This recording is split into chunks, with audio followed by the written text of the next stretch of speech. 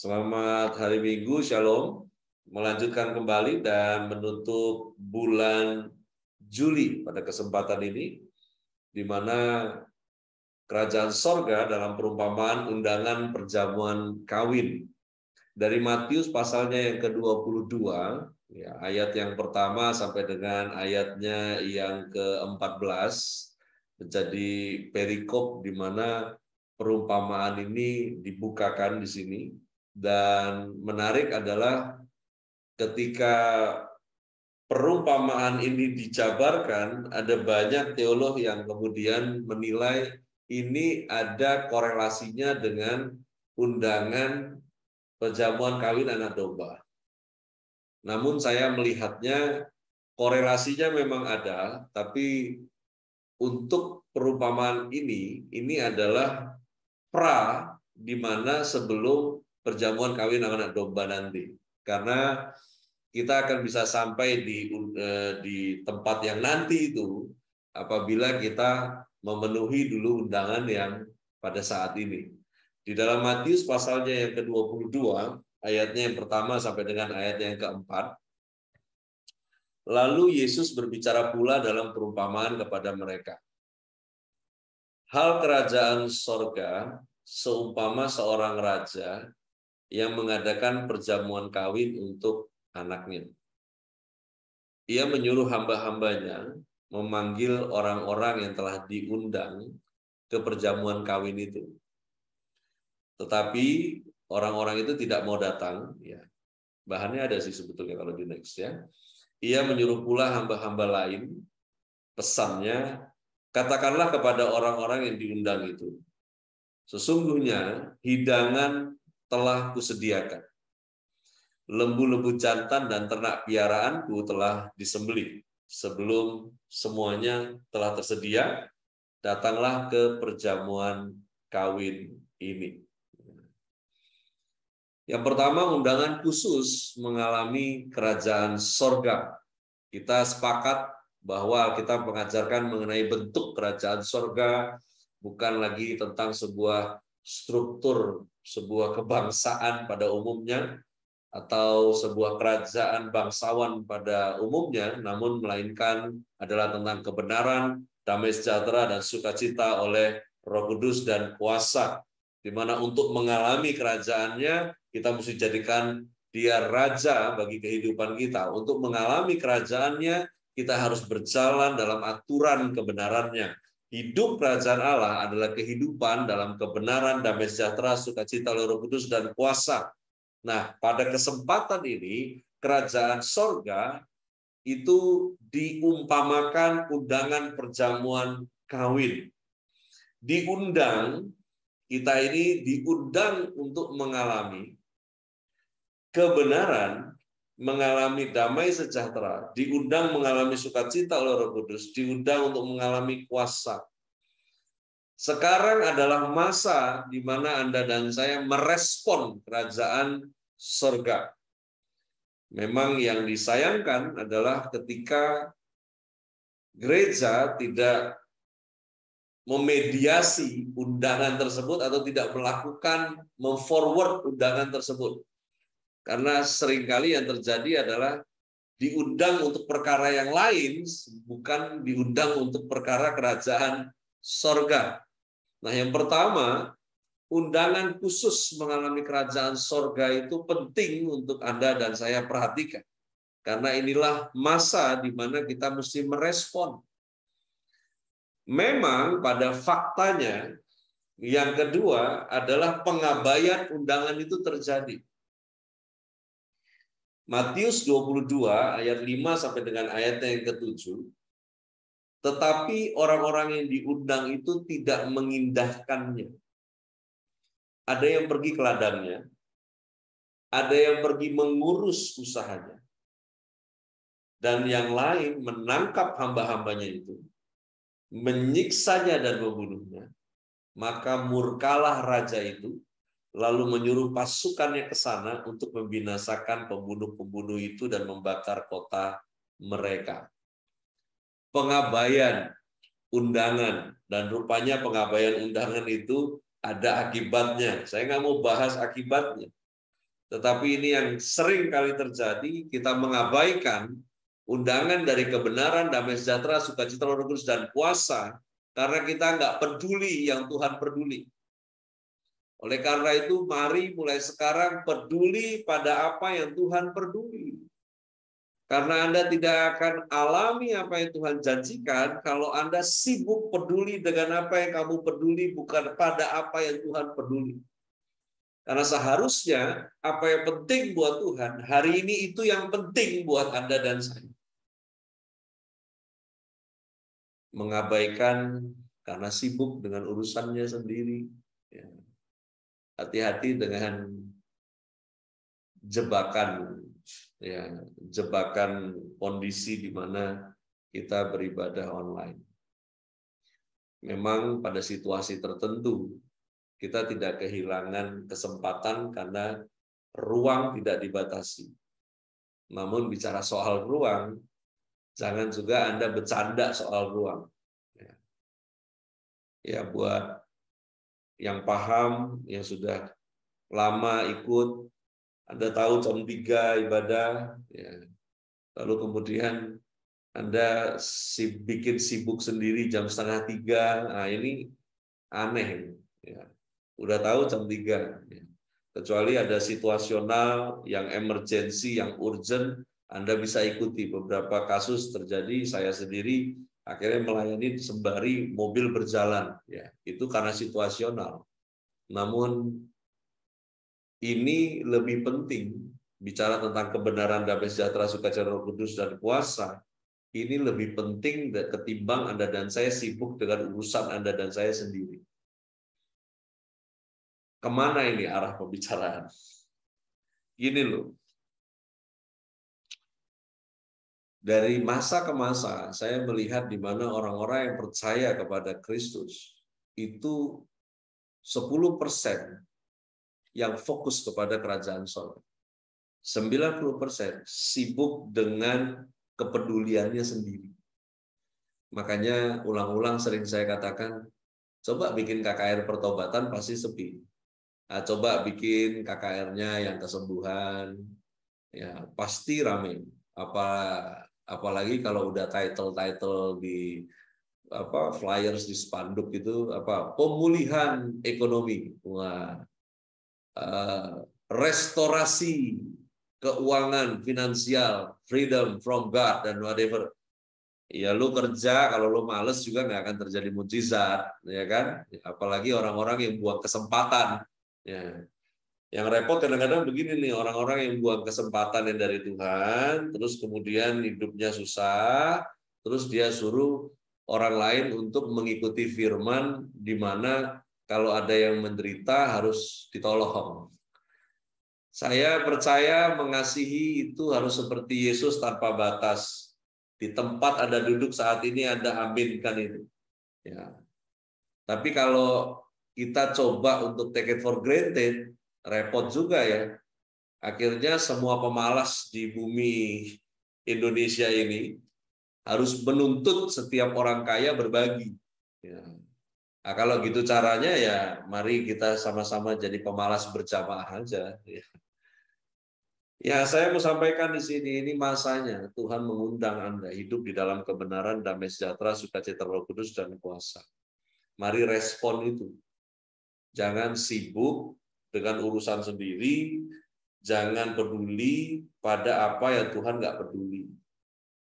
Yang lebih parah lagi, sikap mengabaikan undangan adalah menyerang para hamba-hamba Tuhan yang menyampaikan undangan kerajaan sorga. Saya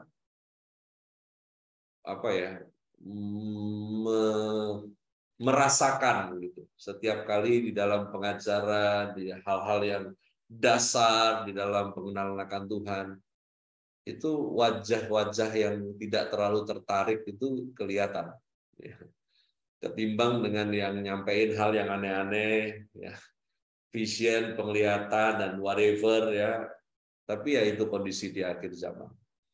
Namun ketahuilah bahwa bagian yang ketiga saya mau sampaikan, saat ini kerajaan sorga mengundang semua orang. Jangan sampai kita ini skip untuk merespon. Di Matius 22 ayat 8 sampai 10, sesudah itu ia berkata kepada hamba-hambanya, perjamuan kawin telah tersedia, tetapi orang-orang yang diundang tadi tidak layak untuk itu. Sebab itu pergilah ke persimpangan-persimpangan jalan dan undanglah setiap orang yang kamu jumpai di sana ke perjamuan kawin itu. Maka pergilah hamba-hamba itu dan mereka mengumpulkan semua orang yang dijumpainya di jalan-jalan, orang-orang jahat dan orang-orang baik, sehingga penuhlah ruangan perjamuan kawin itu dengan tamu.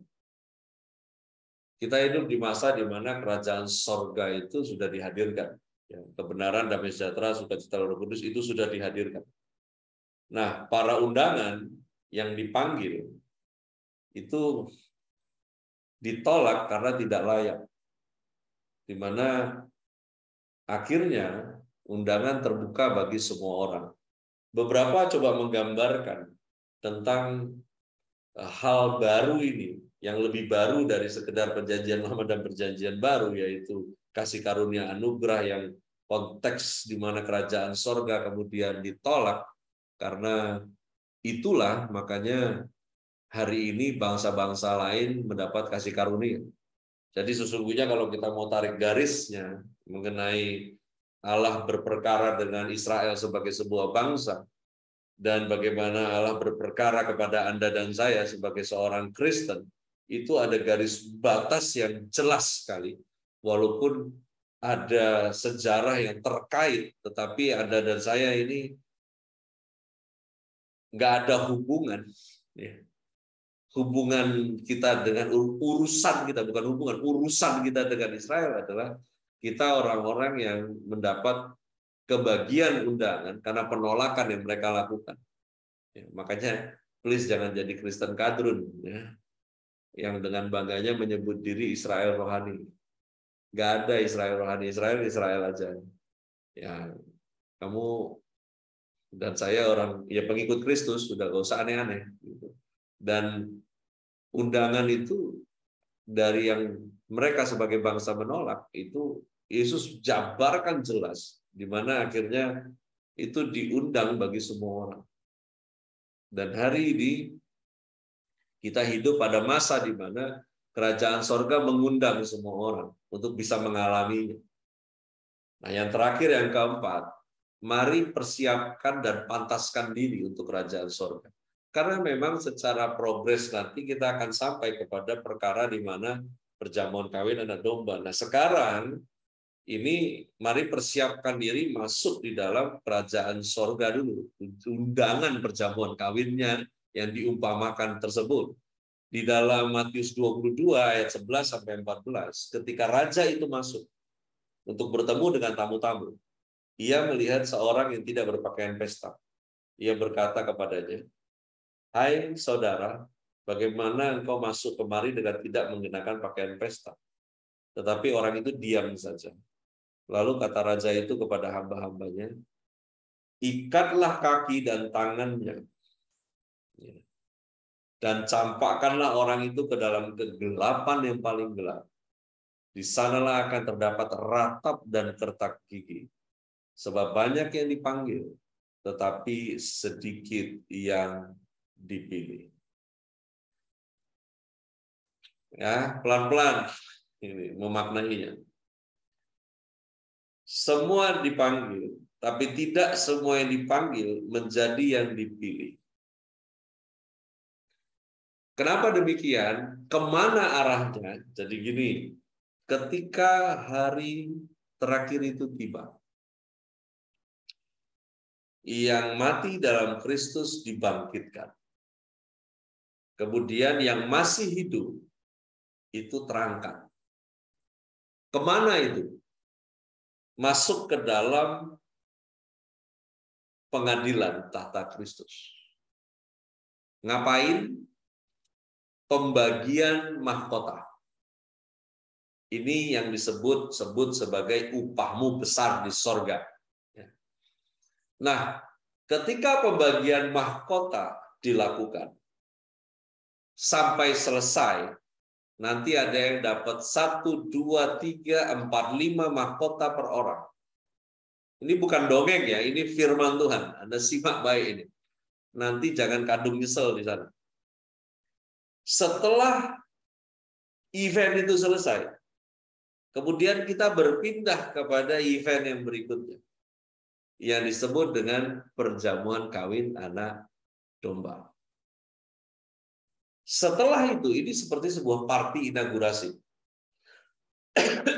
Setelah itu, nanti barulah mereka yang tadi disebut dipanggil, tapi nggak semua dipilih. Tentunya yang kebagian mahkota, mereka yang dipilih. Tapi nggak semua yang masuk di dalam pengadilan itu, untuk pembagian itu, mendapat. Nah, ini terkait dengan nantinya siapa Anda ketika pemerintahan Kristus itu terjadi. Jadi nanti ada jabatan-jabatan yang sesuai dengan fungsi dan tanggung jawabnya, yang bekerja secara nyata. Ini udah bukan secara roh, ini secara nyata. Nah, kalau ditarik mundur timelinenya, party, lalu kemudian party inaugurasi tadi, tarik lagi di pengadilan di mana pembagian mahkota. Undangannya itu bukan di atas, undangannya sekarang di bumi ini. Di mana Anda dan saya waktunya untuk persiapkan diri. Karena nggak semua yang dipanggil itu menjadi yang dipilih. Jangan mau selamat sembarangan. Karena di dalam kehidupan kekal nanti, tentunya jelas kelas sosialnya. Ini bukan buat gaya-gayaan. Kelas sosial nanti di sana adalah upah dari Anda dan saya sekarang hidup menghormati anugerah. Sebagai orang yang menghormati anugerah, dampaknya ada nanti di sana. Tapi bukan yang itu yang kita kejar, karena itu nanti bonusnya aja. Yang kita sekarang fokus adalah merespon anugerah itu. Sehingga orang yang merespon anugerah akan persiapkan diri dengan hidup seperti Kristus, bukan lagi menjadi diri sendiri, tapi hidup menjadi serupa seperti Kristus. Yang mana langkah demi langkah Anda dan saya menjadi tidak cocok dengan dunia ini. Karena itu untuk persiapkan diri, mari miliki gaya hidup kerajaan sorga. Belajarnya dari Yesus supaya menjadi sama seperti Yesus. Di 1 Yohanes 3 ayat 1-2 saya sebutkan, di tampilan kita tidak ada. Lihatlah betapa besar kasih yang dikaruniakan Bapa kepada kita, sehingga kita disebut anak-anak Allah. Dan memang kita adalah anak-anak Allah. Karena itu dunia tidak mengenal kita, sebab dunia tidak mengenal Dia. Saudara-saudaraku yang kekasih, sekarang kita adalah anak-anak Allah. Tetapi belum nyata apa keadaan kita kelak. Akan tetapi kita tahu bahwa apabila Kristus menyatakan dirinya, kita akan menjadi sama seperti Dia. Sebab kita akan melihat Dia dalam keadaannya yang sebenarnya. Mari belajarnya dari Yesus supaya menjadi sama seperti Yesus. Dan hidup dalam pertobatan oleh benih ilahi. Di dalam 1 Yohanes 3 ayat 6 dikatakan, karena itu setiap orang yang berada di dalam Dia tidak berbuat dosa lagi. Setiap orang yang tidak tetap berbuat dosa tidak melihat dan tidak mengenal Dia. Ayat ini menjabarkan tentang orang yang hidup dalam pertobatan adalah orang yang menolak untuk menikmati dosa lagi. Menolak untuk kompromi lagi. Jadi, apakah mereka yang setengah-setengah akan tetap diselamatkan? Ini memang fenomena. Karena beberapa pertanyaan-pertanyaan klasik yang diantaranya adalah apakah keselamatan itu bisa hilang dan lain sebagainya. Lalu kemudian ada ayat yang narasinya yang mengatakan Ini ada nih, tetap selamat. Ya salah-salah dikit nggak apa-apa. Karena nanti dia akan selamat tapi seperti orang yang keluar dari tempat perapian. Jadi selamat tapi kayak orang hangus gitu terbakar. Ya silahkan kalau ada doyan kayak begitu sih. Ya. Namun sebagai orang Kristen yang waras, mari respon undangan dengan benar. Karena undangan kerajaan sorga adalah anugerah. Dan gereja itu bertugas mempersiapkan umat Tuhan. Gereja diutus Tuhan untuk mempersiapkan umatnya. Karena itu stop jadi predator rohani. Yang kerjaannya cuma nyanyi dan menikmati hadiratnya secara emosi. Karena ini bukan masanya Anda santai-santai nyanyi dengar dan menikmati hadiratnya. Ini waktunya Anda melakukan kehendaknya, bukan menikmati hadiratnya. Nanti dalam hidup kekal lu puas nanti di dalam hadiratnya, tapi bukan sekarang. Karena itu kalau mau kejar, yang mesti dikejar dalam hidup ini kerajaan Allah dan kebenarannya. Untuk urusan yang dicari orang dunia, nanti untuk Anda yang mengejar kerajaan sorga, semua yang orang dunia cari itu cuma hal yang ditambahkan. Karena itu mari jadikan firman itu sebagai kebenaran standar nilai hidup. Ya, standar nilai hidup. Kita sesama pengikut Kristus itu jadi banyak selisih pahamnya karena standar kebenarannya nggak firman, dongeng. Ya akhirnya nggak bisa ketemu kita. Ya. Antar sesama orang percayanya susah connect, apalagi dengan Tuhannya ya beda frekuensi. Oleh karena itu mari gunakan damai sejahtera itu dalam setiap pilihan hidup. Cari kebahagiaan hidup itu hanya melalui sukacita oleh Roh Kudus. Jangan yang lain. Jangan yang lain. Dunia ini sakit. Anda jangan ikut-ikutan sakit. Liburan itu menyenangkan, bukan healing. Ya. Kok dibilang liburan healing itu ya sinting sebetulnya. Dari healingnya dari mana? Tapi ya itulah, dunia coba cari pelarian.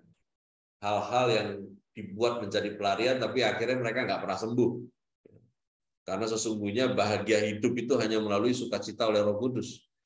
Di mana Anda melatih diri, saya melatih diri untuk jadi orang yang senang, untuk menyenangkan Tuhan. Pelatihan diri yang terus-menerus itu yang membuat Anda dan saya makin hari makin bahagia hidupnya. Berjalan dalam kuasanya. Sehingga dirimu itu jadi influence kerajaan sorga. Sekarang, kerajaan sorga sedang berlangsung di bumi. Dalam kehidupanmu, dalam kehidupanku. Dalam kehidupan orang-orang yang lahir baru. Mereka yang terima Yesus sebagai Tuhan Juru Selamat. Tuhan memerintah dalam hidupnya. Kerajaan sorga sedang berlangsung saat ini. Artinya Anda dan saya harus hidup di bawah otoritas Tuhan untuk mengalami apa yang Tuhan janjikan di masa sekarang. Untuk Anda sampai kepada masa depan, sampai kepada kekekalan dan tugas-tugas menuju ke sana nanti. Ya. Oleh karena itu, ayo fokus yuk dengan apa yang Tuhan peduli. Sibuk dengan apa yang Tuhan pentingkan, bukan apa yang Anda pikir itu penting, tapi apa yang Tuhan katakan itu penting. Ya. Karena jangan sia-siakan masa undangan ini. Terima itu, undangan itu, dan persiapkan diri Anda. Dan ketika Anda masuk sekarang di masa di mana kerajaan sorga itu, berarti Anda sekarang udah masuk di dalam undangan itu. Jangan keluar lagi dari undangan tersebut. Sampai selesai. Selesaikan itu. Dan Tuhan mau Anda dan saya hidup di dalam perkara kerajaan sorga sampai Anda mengalami janji Tuhan keseluruhan. Oleh karena itu mari kita fokus pada apa yang Tuhan fokus. Ya sebentar kita selesaikan ini selesai. Ya hari ini, bulan ini, kita akan masuk bulan baru besok. Kalau Tuhan izinkan kita bangun lagi. Ya. Dan saya berharap makin hari kita sama-sama makin berdampak hidup ini. Ada ya kami rindu, apalagi di pertengahan Agustus nanti, semoga ya Ya, ini Penuai Ministry OFS juga podcastnya mulai jalan. Ya, channel-channel yang kita persiapkan semuanya bisa running. Saya berharap kerajaan sorga dalam package yang Tuhan mau itu sampai kepada setiap orang yang belum percaya dan tentunya menguatkan mereka yang percaya. Nggak mudah, ya. Apalagi salah satu jargonnya si title adalah maksudnya tuh gini. Nah, saya cerita ke beberapa calon narasumber, mereka mengatakan siap-siap pastor. Ya. Saya bilang siap-siap apa? Ya siap-siap nambah yang nggak suka, ya karena saya bilang nggak apa-apa, yang nggak suka sama saya ya nggak suka sama kebenarannya berarti ya nggak ada masalah dengan itu. Saya rindu untuk ini loh, kita ini berakar dengan benar. Kita ini dibangun dengan benar, karena hidup kita harusnya jadi bangunan Allah, bukan bangunan yang Anda dan saya mau. Ya. Mari mulai sibuk dan kerja keras untuk hal-hal yang kekal, bukan lagi untuk hal-hal yang sementara ini. Untuk perkara pergumulan Anda, untuk perkara sakitmu, untuk perkara kelemahan tubuhmu, terlalu sepele buat Tuhan. Percaya kalau untuk urusan-urusan begitu, nanti Tuhan kasih beres. Yang penting Anda fokus untuk garap hal-hal yang hari ini membuat Anda terikat di masa depan, masa kekal. Tuhan Yesus memberkati kita.